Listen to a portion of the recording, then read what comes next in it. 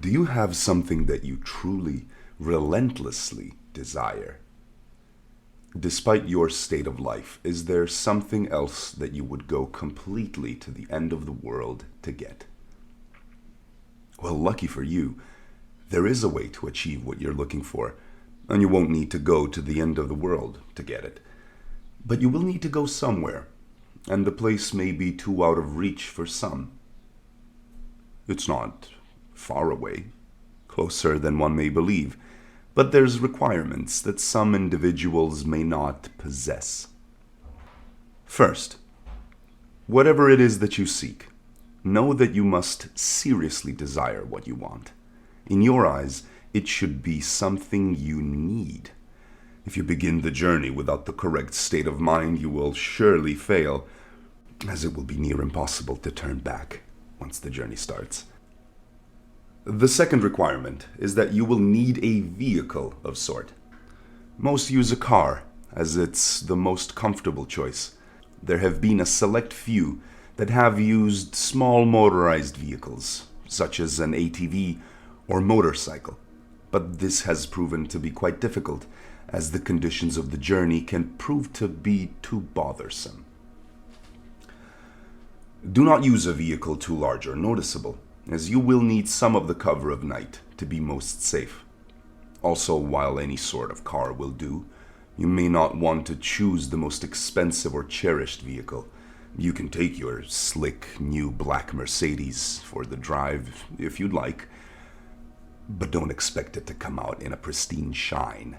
Make sure your vehicle is completely fueled before beginning the drive. The first task to accomplish is to locate the road.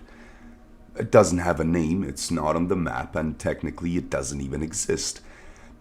It will only show up if you're looking for it at the right time, and you will only spot it if you know what to look for. Finally, you must be alone during the journey. You don't think you'd be able to go with a group, did you? It must be night when you begin. Choose the time of night where you believe the roads are least populated. Drive to any area that is just a stretch of road surrounded by woods. Here is where you want to start paying close attention. If you're looking for the road, it will turn up eventually, but you do need to search for the road's hints in order to pull down the right one. Once you're close, you will see or feel its signs. But what the signs will be will depend on what it is you desire. For example, if you're in search of wealth, you may spot shimmering on the empty branches of trees, as if they resemble the shine of gold or diamonds. If you seek love, you may begin to see rose petals slowly dance in the light breeze blowing in the road's direction. If you seek revenge, you might sense an ever-growing feeling of heat or anger in your body as you approach. Just know what it is you really want, and you'll have no problem finding the turn. Once you're sure you've found the revealed road, take a deep breath and turn down on it. At this point, you have officially started down the nameless road, which brings you through 11 miles, leading to whatever it is you seek. Each mile is a test of your desire, and will expose if you really want what you're searching for. Before you go any further, stop the car and be wary of a few advertisements. Do not turn on a radio during the drive. Do not use a phone on the drive. Reception will be cut off anyways. Do not open the window during the drive. Make sure they are closed before you continue. If you're riding a vehicle without windows or a top, then prepare for the worst, as the odds are heavily stacked against you. Do not attempt to leave your vehicle at any time. You'll never want to exceed 30 miles per hour unless you're desperate to make it through a section of the road. And most importantly, as with any drive, buckle up. Feel free to prepare and make sure you're ready. Once the road has been entered, time has stopped, so you don't need to worry about losing the night. Though you may not notice, you're not actually in your own world anymore. take one last moment to realize that. Once the first mile is over, there is no turning back. If you ponder turning back at all, know that you shouldn't even be on the journey in the first place. Once all is done, continue on the road. On the first mile, you won't see much change. The road passes through mostly woods, with a few miles being an exception. The air will turn a bit colder, in which case you should turn on your heating system if the vehicle has one. You won't want to take your eyes off the road later. Take some time to calm any uneasiness by admiring some of the night sky. You'll see it completely lined with stars, more than you would ever believe possible. If the weather was cloudy beforehand, you'll also notice that the sky is now clear. On the second mile, the air will become even colder. This is the primary reason why traveling in an open vehicle is very difficult. With each mile, the air will drop in temperature, even if the season should be warm. If the air is too cold to bear, even with the heat on, your only option is to speed up. With each mile, the road also becomes more complex, taking more turns and showing an increasing amount of road hazards. Be sure to always keep focused on the road in front of you in order to avoid as many bumps or obstacles as possible. Hitting a few rocks and potholes won't hinder your progress too much, but you'll want to keep it in the best condition as long as possible. If your vehicle is forced to a stop because of damage, then there's nothing left you can do but eventually freeze to death. On the third mile, you may begin to spot silhouettes of human figures in the lining of trees. Pay no attention to them, even if they seem to get closer. It will be hard to resist peeking into their unnerving, distant appearance, but know that they will reveal themselves later. At this mile, the road will become dirt if you weren't driving on it in the beginning. Keep to the center of the path, as it will become narrow and wide at random intervals. On a quick side note, should you ever attempt to turn around, despite the previous warnings, you will be left on a path which never ends. You would simply run out of fuel and eventually be left to freeze in the cold conditions. On the fourth mile, you will not only see more of the figures, but you will begin to, in a sense, hear them. In the back of your mind, a very faint, unintelligible whisper. Those will come and go, but you can't stop them. If they become bothersome or distracting, try to tune them out by thinking of what it is you desire. Attempting to listen and determine what the voices are saying will only attract them to you, and you want to be as far away from them as you can. They'll be closer later, so there's no use bringing them near you this early. On the fifth mile, you will come to a clearing. The lining of the trees to your left will disappear to reveal a lake with no end, with a beaming great moon over the water. The illumination of the moon will be so spectacular that the vehicle's headlights will no longer be required. Restrain yourself from gazing at it. If you look at its light for even more than a few seconds, the road in front of you will end, throwing your vehicle into the water, in which you will freeze in mere minutes. The voices will be gone for this mile, but don't rejoice yet, they'll be back. On the sixth mile, take into account that you are more than halfway done. Despite the progress, you may lose hope here. The stars will have disappeared at this point, leaving the sky an empty black abyss. The clearing will have ended, leading you back into the woods, and the only light you will have will be provided by your vehicle's headlights. But they will flicker from time to time, even if you're sure they're in perfect working order. If you have a radio in the vehicle, it will turn on here automatically. If you didn't turn it off beforehand, it will produce an overwhelming screech that will send you off the path. A calm voice will begin to speak about your greatest fears, what it is you horror in your life. It will speak in a way that will cause you to visualize the words in your mind, so don't listen to it. If you begin to comprehend what it's saying, the horrors will prove too much for you to stay on the road safely. Attempting to turn the radio off will prove of no use. Speed up if you need to. Just keep your mind off the voice as much as you can. As you approach the end of the mile, the voice will fade out of the speakers, leaving your ears at peace. For now. On the 7th mile, the voices from the figures will return. It won't sound like whispers this time, but more like distant screams, growing closer with each second. At some point on this mile, you'll hear one of them in your ear, as if one of them were right behind you. This is because one of the figures have found their way into your vehicle. Do not turn around. The faces will shock you into a paralysis, leading you off the road. If you don't draw attention to it, it will become disinterested and hopefully leave.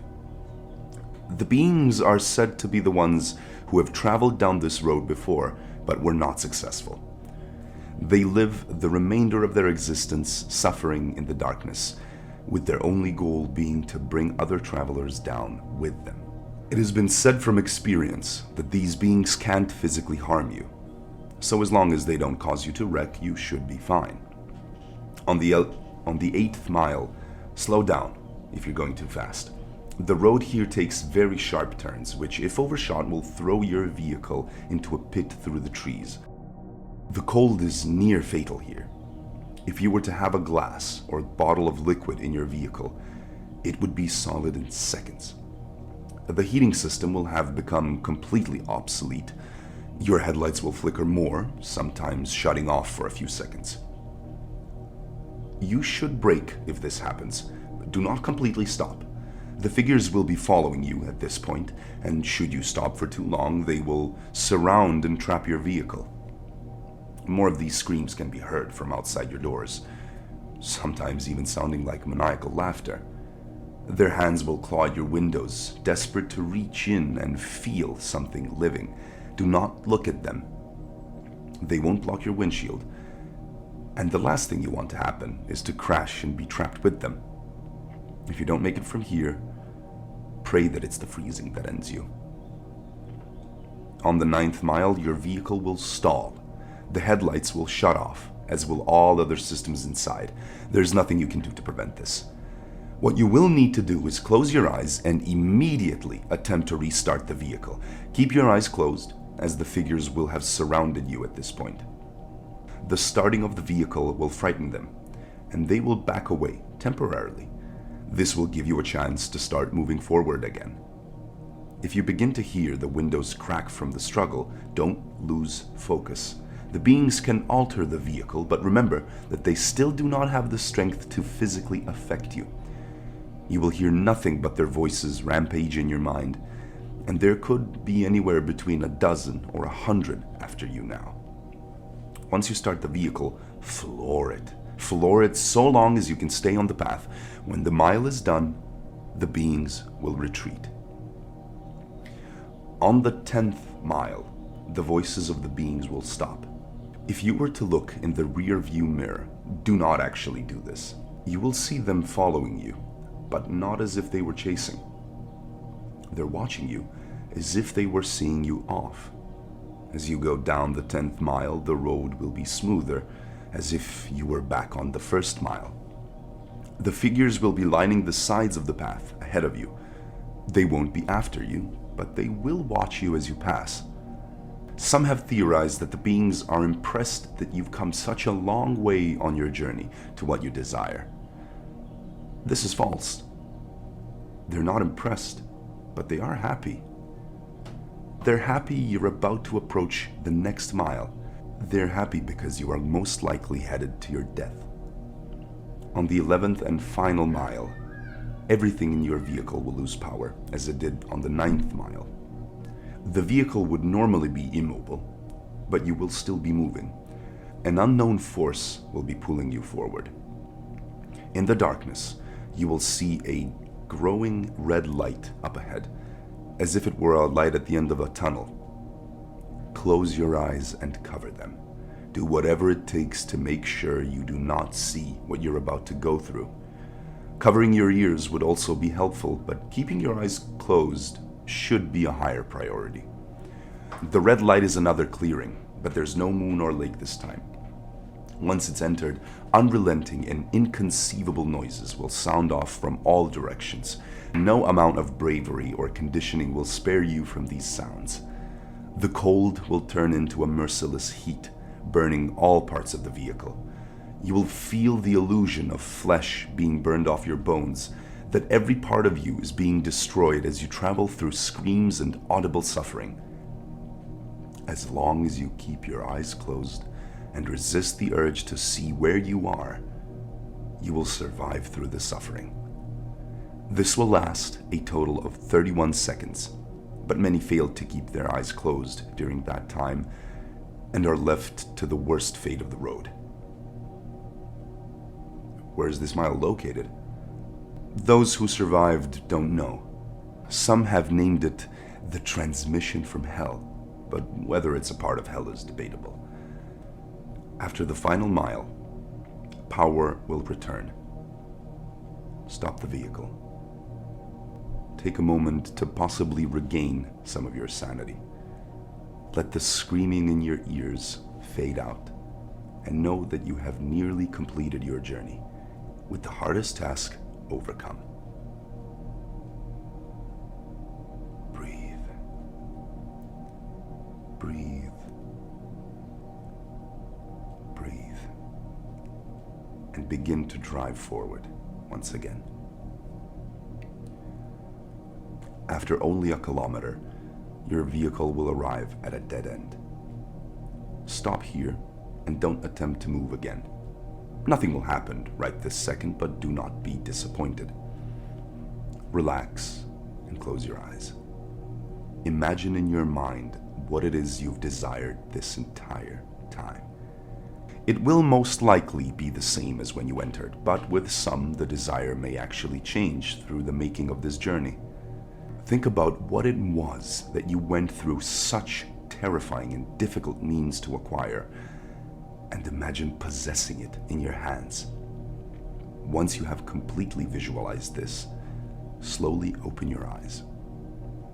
You will then find yourself at the beginning of the unnamed road where you first began. This may confuse you, but know that you are finished. Your task is done. Your mind will then turn to the reward. If what you desired was material, check the back seat or in the trunk if the object is larger. If the object was small enough, it might already be in your pocket. If what you desired was non-material, then do not be disappointed if the change is not immediate. Turn back to where you came from, and you will find in your life that what you wanted is there. You may have found the love of your dreams. You may have gained unnatural, unimaginable power. You may have put your most hated enemy to the most satisfying revenge possible. You will have no doubt gained what you deserved. So, now that the task is done, what's the catch? Is your vehicle cursed? Is there something you're about to lose? Is your death imminent? The answer to all is no, of course. You've done the challenge. You've proved worthy of what you desire. As stated before, the sounds of the 11th mile will continue to exist in your mind, potentially causing you some vivid and unusual nightmares. But those should prove as nothing compared to what you've gained. Now, one last question. Is there something else you desire?